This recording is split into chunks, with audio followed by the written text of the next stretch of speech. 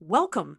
In this short lesson, we'll learn the essentials of Python comments and how string escape sequences work.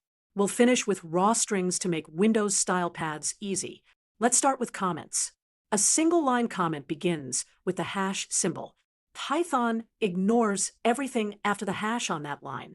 You can also put a comment after code on the same line. Python has no true multi-line comment, but you can use an unassigned triple quoted string as a convenient block of text.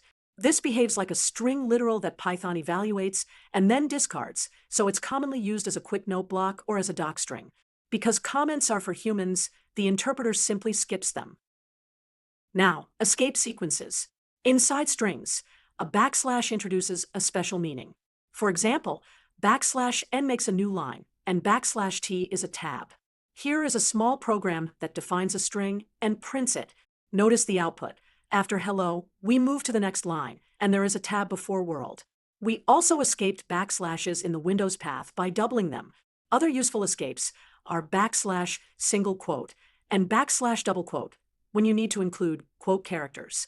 You may also see carriage return, backspace, and the null character, but those are much less common in everyday scripts. Finally, raw strings. Prefix a string with the letter R to turn off escape processing. With a normal string, you must escape each backslash. With a raw string, you write fewer backslashes, and the output is the same. This is perfect for Windows paths and regular expressions where backslashes are common.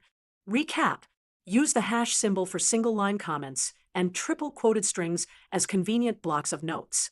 Use escape sequences like \n, \t, and double backslash inside strings. And use raw strings with the R prefix when you want backslashes to be taken literally.